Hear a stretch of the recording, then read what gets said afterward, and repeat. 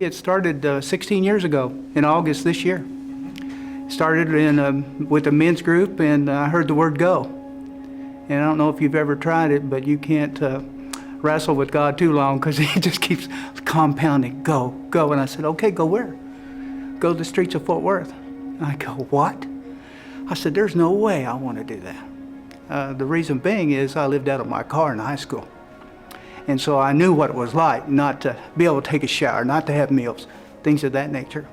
So we went out, I went to the men's group, the first Saturday of the month in July. I said, guys, we've been doing this for 2 years, and God says, this is fine. We've lifted each other, we've edified each other, we've encouraged each other, but you're not using anything I'm teaching you. And I said, I'm going to the streets of Fort Worth. And that's what happened. So we divided up, went in our trucks, and then we started. And we started making 7 stops 17 years ago. Today we make 4. We make a work stop, we make a veteran stop, we make a stop on the streets, and then we make a children's stop. And that one will break your heart. We hand the food out, we hand clothes that's given to us or donated, and then we love on them. We do a prayer circle at each stop, and then we do individual prayer. So really, I guess you want to really know what our mission is, and that's to show God's compassion by freely giving love to the unloved, hope to the hopeless, and life to the lifeless. And then we disciple those that are ready to grow in the Lord, but we also want to see the best in people no matter where they're at, no matter what's happened to them. And if they're down and out, then we're there to encourage them, to let them know that with God, it's never too late. When people call, what's your ministry like? What should I do? I said, just come out some Saturday.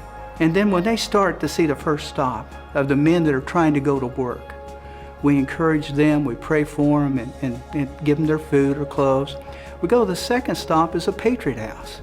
These are honorable veterans that have fallen on hard times. Just last night, we helped move a veteran into an apartment.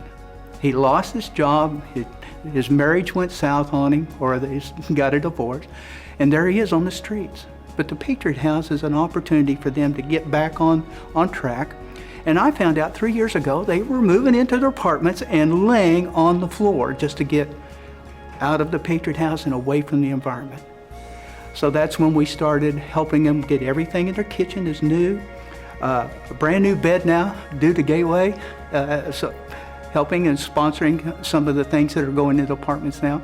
And then the donations of sofas and TVs and chairs. And it's so uplifting because they're grabbing your hand, shaking your hand, holding you. And so now then, after 16 years, they know we're going to be there every Saturday. They know of almost the right time. And it's just so encouraging to see that. A gentleman was walking by with a distorted hand, something similar to like this. And he said, would you pray for my hand? And I said, yes, we would. As we were praying, his hand went straight, just like this. And we all were in tears, I don't mind telling you. So, one of the Patriot House, we worked with Robert, we called him Big Red, for 18 months. And we encouraged him and just stood beside him. And the day he got his apartment, he was able to get a little truck. The first thing he did was make sandwiches and took down to the streets. Now that's what's really encouraging, is to see that. A little girl, 8 years old, last month, her name was Tiana, and she had had these beautiful birthdays, year after year, you know, where they had the limos and all the things picked up. She told her mom and dad, I don't really want that type of birthday this year. I would like the money that you're going to spend on my birthday to go to the homeless.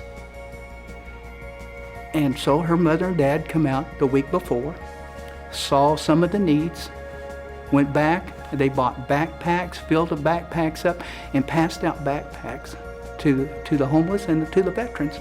And then passed out some backpacks and had a little birthday party at the Children's Center, and it was just so uplifting. So there's really no value you can put on it. There's no words you can really say till you see it, because it strikes you, it gets to your heart. And I think that's what it is Our key passage in our ministry is 1 Peter 1, 3 through 8. And there is where it's talking about our salvation and our destiny.